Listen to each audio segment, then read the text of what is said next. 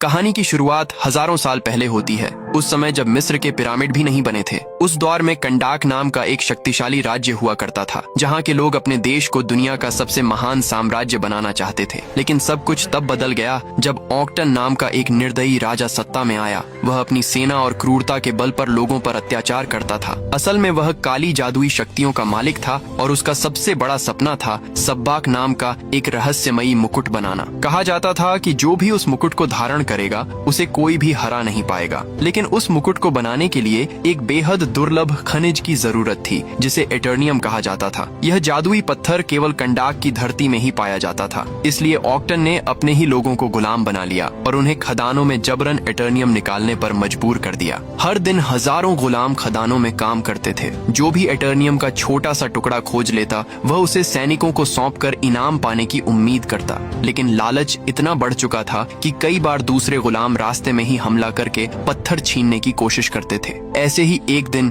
याओ नाम का एक गुलाम एटर्नियम का टुकड़ा लेकर भाग रहा था, जबकि कई लोग उसका पीछा कर रहे थे। तभी हारू नाम का एक बहादुर लड़का उसकी मदद करता है और उसे सुरक्षित सैनिकों तक पहुंचा देता है। याओ को लगता है कि अब उसे उसका इनाम मिलेगा, लेकिन सैनिक अचानक उसके पेट में तलवार घोंप देता है और उसे चट्टान से नीचे फेंक देता है। यह भयानक दृश्य देखकर हारू पूरी तरह हिल जाता है। उसका पिता तुरंत उसे वहां से दूर ले जाता है, लेकिन हारू के मन में एक बात हमेशा से थी। वह अपने लोगों को इस गुलामी से आजाद कराना चाहता था। उसके पिता उसे समझाते हैं कि उससे पहले भी कई लोगों ने विद्रोह करने की कोशिश की थी और सभी मौत के घाट उतार दिए गए थे। फिर भी हारू हार मानने वाला नहीं था। उसे विश्वास था कि अगर लोग एकजुट हो जाएं तो इस अत्याचार का अंत किया जा सकता है। एक दिन हारू अचानक सैनिकों के सामने पहुंच जाता है। वह उनके हाथ से एटर्नियम का टुकड़ा छीन लेता है और उसी से पत्थर पर आजादी का प्रतीक चिन्ह बना देता है। यह दृश्य देखते ही लोगों के अंदर वर्षों से दबा हुआ विद्रोह जाग उठता है। पहली बार उन्हें लगता है कि वे भी अपनी किस्मत बदल सकते हैं। लेकिन राजा ऑक्टन समझ जाता है कि यह छोटी सी चिंगारी आगे चलकर भयानक आग बन सकती है। इसलिए वह आदेश देता है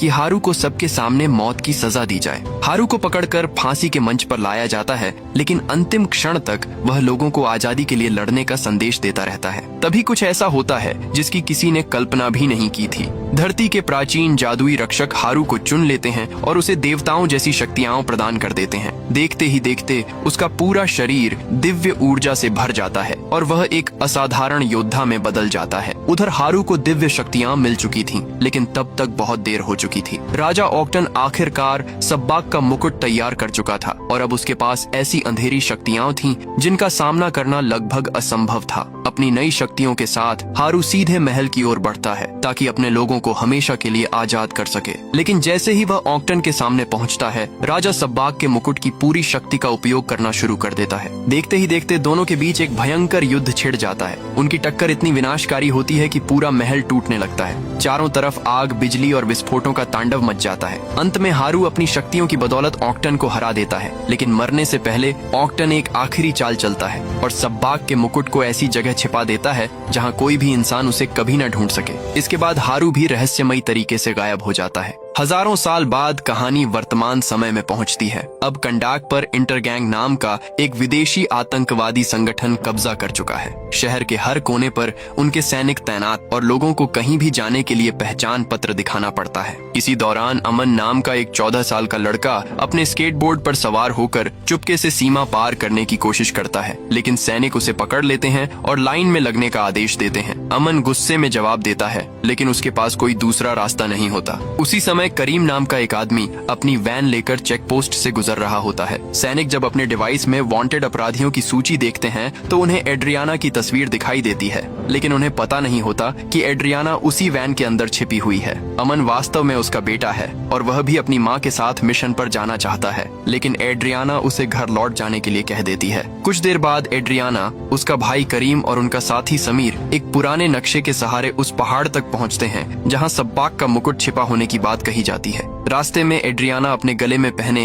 एक पुराने लॉकेट को देखती है जो एटर्नियम पत्थर से बना हुआ होता है। यह उसकी दादी की निशानी थी और पीढ़ियों से उनके परिवार में चला आ रहा था। समीर मजाक में कहता है कि अगर वे इस पत्थर को काले बाजार में बेच दें तो उन्हें बहुत पैसा मिल सकता है। वहीं करीम हंसते हुए कहता है कि एड्रियाना को तो यह कीमती लॉकेट विरासत में मिला, जबकि उसे सिर्फ एक पुराना कोट और गंजापन मिला है। थोड़ी देर बाद वे पहाड़ के अंदर प्रवेश करते हैं और मुकुट की तलाश शुरू कर देते हैं। करीम बाहर वैन में रहकर निगरानी करने लगता है, जबकि बाकी लोग अंदर आगे बढ़ते हैं। लेकिन जैसे जैसे वे गुफा की गहराइयों में जाते हैं, उन्हें अंदाजा भी नहीं होता कि वे एक ऐसी शक्ति को जगाने वाले हैं जो हजारों साल से दुनिया से छिपी हुई थी। पहाड़ के अंदर आगे बढ़ते हुए अचानक इस्माइल कहीं गायब हो जाता है। उसे खोजने के लिए समीर दूसरी दिशा में चला जाता है। उधर बाहर वैन में बैठा करीम आराम से संगीत सुन रहा होता है। तभी वह देखता है कि समीर पहाड़ की ऊंचाई से नीचे गिर रहा है। वह घबराकर उसकी मदद के लिए दौड़ता है, लेकिन तभी चारों तरफ से हथियारबंद सैनिक उसे घेर लेते हैं। दूसरी ओर गुफा के अंदर इस्माइल अचानक एड्रियाना के सामने प्रकट हो जाता है, जिससे वह चौंक जाती है। जब वह समीर के बारे में पूछती है तो इस्माइल हंसते हुए कहता है कि वह बस थोड़ी ताजी हवा लेने गया है। कुछ देर बाद दोनों एक प्राचीन मकबरे तक पहुंचते हैं, जहां सदियों से छिपा हुआ सब्बाक का मुकुट रखा होता है। मुकुट दो विशाल चट्टानों के बीच रखा हुआ था। एड्रियाना जोखिम उठाते हुए उन चट्टानों के बीच छलांग लगाती है और आखिरकार मुकुट अपने हाथों में ले लेती है। लेकिन जैसे ही वह ऐसा करती है, सैनिक गुफा के अंदर पहुंच जाते हैं और इस्माइल को पकड़ लेते हैं। वह एड्रियाना से भागने के लिए चिल्लाता है, लेकिन सैनिकों का नेता करीम के सिर पर बंदूक तान देता है। अपने भाई की जान बचाने के लिए एड्रियाना मजबूर होकर आत्मसमर्पण कर देती है। उसी समय वह प्राचीन मकबरे के सामने घुटनों के बल बैठती है और एक रहस्यमयी मंत्र बोलती है। अचानक पूरी गुफा तेज रोशनी से भर जाती है। अगले ही पल एक रहस्यमयी योद्धा वहां प्रकट होता है। वह एक सैनिक को हवा में उठा लेता है और बिजली के झटकों से उसे मार डालता है। बाकी सैनिक तुरंत उस पर गोलियां चलाने लगते हैं, लेकिन उनकी गोलियों का उस पर कोई असर नहीं होता। इस अफरा तफरी का फायदा उठाकर एड्रियाना और करीम वहां से भाग निकलते हैं। दूसरी तरफ वह रहस्यमयी योद्धा अपनी अविश्वसनीय गति और शक्तियों से सभी सैनिकों का सफाया कर देता है। भागते समय अचानक एक विशाल चट्टान एड्रियाना के ऊपर गिरने वाली होती है, लेकिन आखिरी क्षण में वही योद्धा उसकी जान बचा लेता है। अब सच्चाई सामने आती है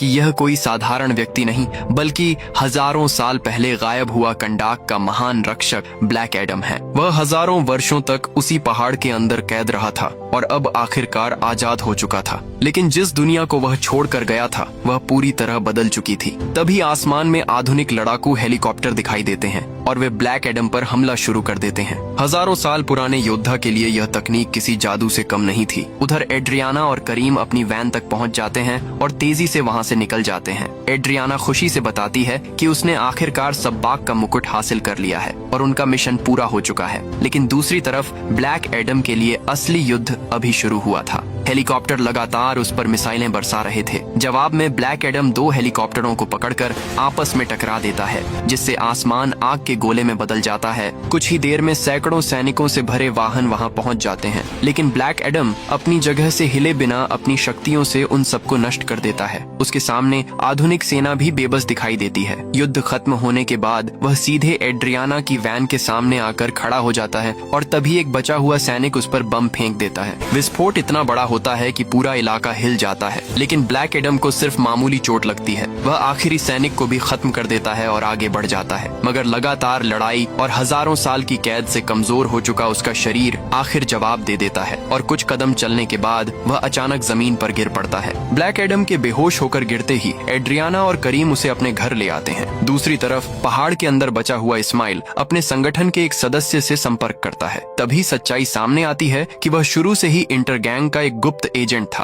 उसने एड्रियाना का इस्तेमाल केवल सब्बाक का मुकुट हासिल करने के लिए किया था, लेकिन इस बार उसका मिशन असफल हो गया था। इसलिए अब उसने मुकुट को किसी भी कीमत पर वापस हासिल करने का फैसला कर लिया। उधर जब दुनिया भर में यह खबर फैलती है कि ब्लैक एडम दोबारा लौट आया है, तो यह खबर सीधे हॉकमैन तक पहुंचती है। वह तुरंत अपने सुपर हीरो दल को इकट्ठा करता है। इस टीम में साइक्लोन नाम की एक लड़की होती है जो हवाओं को नियंत्रित कर सकती है, और एटम स्मैशर नाम का युवक होता है जो अपने शरीर का आकार कई गुना बड़ा कर सकता है। इनके अलावा सबसे शक्तिशाली सदस्य होता है डॉक्टर फेट, जिसके पास भविष्य देखने और जादुई शक्तियों का अद्भुत ज्ञान होता है। जल्द ही ये सभी अमेरिका में हॉकमैन की विशाल हवेली में पहुंचते हैं। वहां उन्हें बताया जाता है कि उनका अगला मिशन कंडाक में है, जहां उन्हें ब्लैक एडम नाम के एक खतरनाक सुपर ह्यूमन को पकड़ना है। ये दल जस्टिस सोसाइटी के नाम से जाना जाता था। कुछ ही देर बाद सभी एक अत्याधुनिक जहाज में सवार होकर कंडाक के लिए रवाना हो जाते हैं। रास्ते में हॉकमैन उन्हें बताता है कि उनका जहाज लगभग अविनाशी है क्योंकि इसकी बाहरी परत एक विशेष धातु से बनी हुई है। कुछ घंटों बाद ब्लैक एडम की आंख खुलती है। वह खुद को अमन के कमरे में पाता है। बिस्तर से उठते ही वह अपनी शक्तियों का उपयोग करके अपनी सारी चोटें ठीक कर लेता है। तभी उसे पता चलता है कि उसकी कैद के दौरान पूरे 5000 साल बीत चुके हैं। दूसरी तरफ लिविंग रूम में बैठी एड्रियाना सब्बाक के मुकुट का अध्ययन कर रही होती है। तभी उसकी नजर मुकुट के अंदर लिखे एक रहस्यमयी वाक्य पर पड़ती है, जीवन ही मृत्यु का मार्ग है। वह इस संदेश का अर्थ समझने की कोशिश करती है, लेकिन अभी उसे इसका महत्व नहीं पता होता। उधर अमन उत्साह से ब्लैक एडम को बताता है कि उसके गायब होने के बाद कई विदेशी शक्तियों ने कंडाक पर कब्जा किया और लोगों को गुलाम बनाकर रखा, लेकिन कंडाक के लोगों ने उसकी याद में एक विशाल मूर्ति बनाई क्योंकि उन्हें विश्वास था कि एक दिन वह लौटकर उनकी रक्षा करेगा। ये सब सुनने के बाद भी ब्लैक एडम शांत स्वर में कहता है कि वह कोई नायक नहीं है। इतना कहकर वह कमरे की दीवार तोड़ देता है और बाहर निकल जाता है। अब वह इस नई दुनिया को अपनी आंखों से देखना चाहता था। अमन चुपके से उसके पीछे निकल पड़ता है। दूसरी तरफ जस्टिस सोसाइटी का जहाज कंडाक के करीब पहुंच चुका था। रास्ते में डॉक्टर फेट अपनी टीम को ब्लैक एडम को पकड़ने की योजना समझाता है। वह बताता है कि अगर किसी तरह ब्लैक एडम से शजाम शब्द बुलवा दिया जाए तो उसकी सारी शक्तियां उससे अलग हो जाएंगी और उसे आसानी से कैद किया जा सकेगा। इसी दौरान अमन एक सैनिक का रेडियो चुरा लेता है और पूरे शहर में संदेश भेज देता है कि कंडाक का रक्षक वापस आ चुका है। ये सुनते ही सैनिक उसके पीछे पड़ जाते हैं। अमन अपने स्केटबोर्ड की मदद से उनसे बचने की कोशिश करता है और हाथों से एक विशेष त्रिकोण बनाकर ब्लैक एडम को संकेत देने की कोशिश करता है, लेकिन कुछ ही पलों में सैनिक उसे पकड़ लेते हैं और गिरफ्तार कर लेते हैं। उसकी माँ एड्रियाना तुरंत वहाँ पहुँचती है और किसी तरह उसे छुड़ाने में सफल हो जाती है, मगर तभी सैनिकों को पता चल जाता है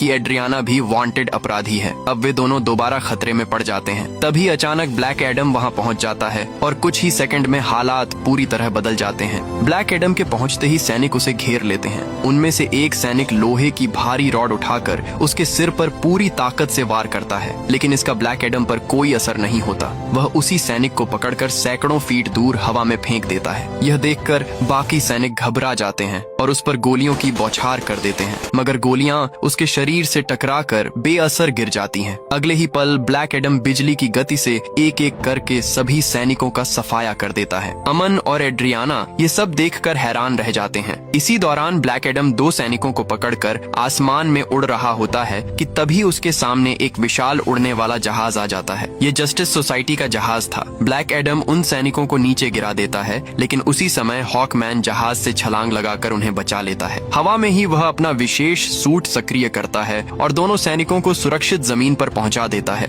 लेकिन उसकी यह बहादुरी ज्यादा देर तक काम नहीं आती क्योंकि ब्लैक एडम तुरंत बिजली का हमला करके दोनों सैनिकों को खत्म कर देता है। कुछ ही क्षणों बाद डॉक्टर फेट भी वहां पहुंच जाता है। वह शांत स्वर में ब्लैक एडम से आत्मसमर्पण करने के लिए कहता है, लेकिन ब्लैक एडम गर्व से जवाब देता है कि मरने से पहले वह एक गुलाम था और अब वह एक देवता के रूप में दोबारा जन्म ले चुका है, इसीलिए वह कभी किसी के सामने नहीं झुकेगा। ये सुनकर डॉक्टर फेट अपनी शक्तियों का इस्तेमाल करता है और ब्लैक एडम के सामने 5000 साल पुरानी कंडाक की छवि बना देता है। अपने पुराने शहर को देखकर ब्लैक एडम कुछ पलों के लिए भावुक और स्तब्ध हो जाता है। इसी मौके का फायदा उठाकर हॉकमैन उस पर एक शक्तिशाली हमला कर देता है। अचानक हुए इस हमले से ब्लैक एडम क्रोधित हो उठता है। वह हॉकमैन को बिजली के शक्तिशाली झटके देता है और उसे आसमान में घसीटते हुए बेरहमी से पीटने लगता है। तभी डॉक्टर फेट बीच में आकर ब्लैक एडम को जमीन पर पटक देता है। अब साइक्लोन और एटम स्मैशर भी लड़ाई में शामिल हो जाते हैं। साइक्लोन अपनी शक्तियों से एक विशाल बवंडर खड़ा कर देती है और उसके अंदर लोहे की कई छड़ें घुमाकर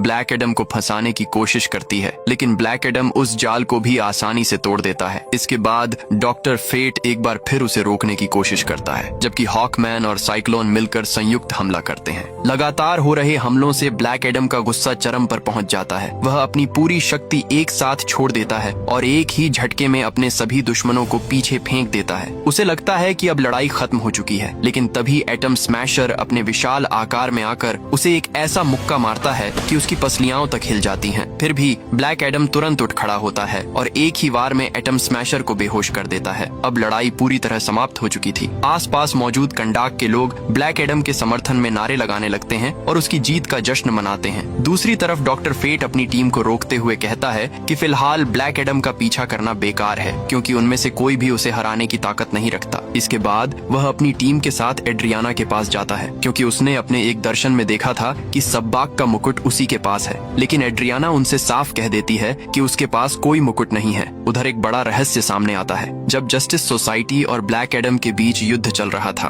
उसी दौरान अमन चुपके से सबबाक का मुकुट उठा चुका था और उसे अपने बैग में छिपाकर घर ले आया था। अब जबकि सभी लोग मुकुट की तलाश में थे, किसी को भी अंदाजा नहीं था कि वह वास्तव में अमन के पास सुरक्षित रखा हुआ है। वहीं एड्रियाना आखिरकार जस्टिस सोसाइटी के साथ ब्लैक एडम के पुराने महल की ओर जाने के लिए तैयार हो जाती है, जहां उसे उम्मीद थी कि उसे उसके अतीत और उसकी असली कहानी के बारे में कुछ महत्वपूर्ण सच्चाइयां पता चलेंगी। ब्लैक एडम की असली कहानी सुनकर सभी लोग कुछ देर के लिए चुप हो जाते हैं। टेथ एडम बताता है कि उसका बेटा हिरुत ही असली चैंपियन था, जिसे देवताओं ने शक्तियां दी थीं। लेकिन जब राजा ऑक्टन ने उसके परिवार को बंधक बना लिया, तब हिरुत ने अपने पिता की जान बचाने के लिए अपनी सारी शक्तियां उसे दे दी। दुर्भाग्य से उसी क्षण एक तीर उसके सीने में आकर लगा और उसकी मौत हो गई। अपने बेटे की लाश देखकर टेथ एडम पूरी तरह टूट गया और उसके भीतर ऐसा क्रोध पैदा हुआ जिसने पूरे महल को तबाह कर दिया। अब उन्हें समझ आ चुका था कि वह कोई जन्मजात राक्षस नहीं था, बल्कि एक ऐसा पिता था जिसने अपने बेटे को खोने के बाद गुस्से में पूरी दुनिया से बदला लेना चाहा। यही कारण था कि दुनिया उसे हीरो नहीं बल्कि खतरा मानने लगी। अपनी गलती का एहसास होने के बाद उसने खुद ही अपनी शक्तियां छोड़ने का फैसला किया और हॉकमैन से वादा लिया कि उसे ऐसी जगह कैद किया जाए जहां वह दोबारा कभी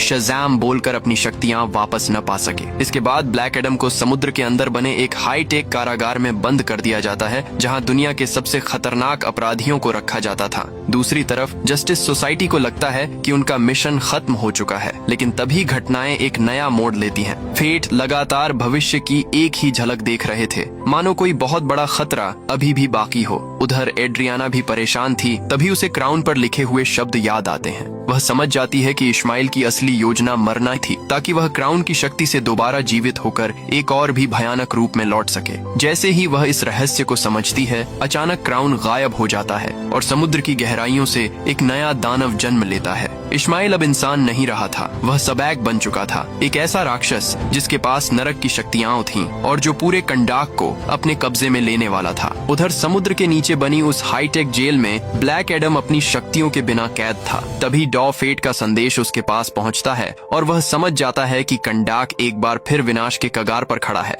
जेल के गार्ड उसे रोकने की कोशिश करते हैं, लेकिन टेथ एडम बिना अपनी शक्तियों के भी बेहद खतरनाक था। वह सभी गार्ड्स को हराकर समुद्र में छलांग लगा देता है और तेजी से कंडाक की ओर बढ़ता है। फेट और सबैक की भयानक लड़ाई जारी रहती है। फेट अपनी पूरी शक्ति झोंक देता है, लेकिन सबैक की अंधेरी ताकत लगातार बढ़ती जा रही थी। आखिरकार सबैक एक घातक हमला करता है, जिससे फेट बुरी तरह घायल हो जाता है। जब हॉकमैन अपने दोस्त तक पहुंचता है, तब तक बहुत देर हो चुकी होती है। फेट मुस्कुराते हुए अपने दोस्त को आखिरी बार देखता है और फिर हमेशा के लिए इस दुनिया को अलविदा कह देता है। फेट की मौत के बाद सबैक कंडाक के सिंहासन पर बैठ जाता है और अपनी पूरी शक्ति का इस्तेमाल करते हुए नरक के द्वार खोल देता है। देखते ही देखते हजारों भयानक दानव और ज़ॉम्बी शहर में फैल जाते हैं और आम लोगों पर हमला करने लगते हैं। पूरे शहर में चीख पुकार मच जाती है, लेकिन इस बार कंडाक के लोग डरकर भागते नहीं हैं। एड्रियाना और करीम लोगों को हिम्मत देते हैं और लड़ने के लिए प्रेरित करते हैं। अमन भी शहर के लोगों को एकजुट होने का संदेश देता है। तभी अचानक समुद्र की दिशा से एक जोरदार बिजली आसमान को चीरती हुई दिखाई देती है। अगले ही पल ब्लैक एडम वापस लौटता है। वह पूरे आत्मविश्वास के साथ शज़म बोलता है और उसकी सारी दिव्य शक्तियां फिर से उसके शरीर में लौट आती। अब अंतिम युद्ध शुरू होने वाला था, जिसमें कंडाक की किस्मत तय होनी थी। ब्लैक एडम के वापस आते ही पूरे युद्ध का रुख बदल जाता है। सबैक समझ चुका था कि अब उसका सामना किसी साधारण दुश्मन से नहीं, बल्कि अपने सबसे बड़े प्रतिद्वंद्वी से होने वाला है। अपनी ताकत दिखाने के लिए वह सबसे पहले हिरुत की विशाल प्रतिमा को गिरा देता है। वह प्रतिमा सीधे अमन की ओर गिर रही थी और ऐसा लग रहा था कि अब उसका बचना नामुमकिन है। लेकिन ठीक आखिरी क्षण में ब्लैक एडम बिजली की गति से पहुंचता है और अमन को सुरक्षित बाहर निकाल लेता है। यह देखकर कंडाक के लोगों के अंदर एक नई उम्मीद जाग जाती है। इसके बाद ब्लैक एडम और सबैक आमने सामने आ जाते हैं। शुरुआत में दोनों बराबरी की लड़ाई लड़ते हैं, लेकिन धीरे धीरे सबैक अपनी शैतानी शक्तियों का पूरा इस्तेमाल करने लगता है और ब्लैक एडम पर भारी पड़ने लगता है। स्थिति को बिगड़ता देखकर हॉकमैन भी लड़ाई में शामिल हो जाता है, लेकिन सबैक एक शक्तिशाली वार करके हॉकमैन को गंभीर रूप से घायल कर देता है। ये वही पल था जिसकी भविष्यवाणी फेट ने पहले ही देख ली थी। हालांकि इस बार किस्मत कुछ और ही चाहती थी। हॉकमैन असली शरीर से नहीं लड़ रहा था। फेट के जादुई हेलमेट की मदद से उसके कई भ्रमित करने वाले प्रतिरूप बनाए गए गए थे। सबैक कुछ समय के लिए भ्रमित हो जाता है और यही मौका ब्लैक एडम को मिल जाता है। वह अपनी पूरी शक्ति एक ही जगह केंद्रित करता है, फिर बिजली की तरह आगे बढ़कर सबैक को पकड़ लेता है। कुछ ही क्षणों बाद वह अपनी अपार ताकत से सबैक के शरीर को 2 हिस्सों में चीर देता है। जैसे ही सबैक मरता है, उसकी सारी अंधेरी शक्ति खत्म हो जाती है। नरक से आए सभी ज़ॉम्बी और दानव भी उसी क्षण गायब हो जाते हैं। पूरे कंडाक में जीत की खुशी फैल जाती है और लोग अपने रक्षक के नाम के नारे लगाने लगते हैं। अब वर्षों बाद कंडाक सचमुच आजाद था। सबैक की हार के बाद पूरे कंडाक में जश्न का माहौल बन जाता है। दूसरी तरफ हॉकमैन भी ब्लैक एडम के पास आता है। शुरुआत में दोनों एक दूसरे के दुश्मन थे और उनकी सोच बिल्कुल अलग थी। दोनों एक दूसरे की ओर हाथ बढ़ाते हैं और दुश्मनी की जगह सम्मान ले लेता है। उधर फेट की कुर्बानी को कोई नहीं भूल पाता। जिस हेलमेट ने हजारों वर्षों तक उसे शक्तियां दी थीं, वह अपना काम पूरा करने के बाद धीरे धीरे गायब होने लगता है। जस्टिस सोसाइटी के सभी सदस्य अपने खोए हुए साथी को याद करते हैं। अब जस्टिस सोसाइटी के पास ब्लैक एडम को गिरफ्तार करने की कोई वजह नहीं बची थी, इसलिए वे अपना मिशन खत्म करके वापस अमेरिका लौटने का फैसला करते हैं। जाते समय हॉकमैन ब्लैक एडम से कहता है कि अगर भविष्य में दुनिया को उसकी जरूरत पड़ी तो वे फिर मिलेंगे। इसी के साथ ब्लैक एडम की यह महाकाव्य कहानी समाप्त होती है।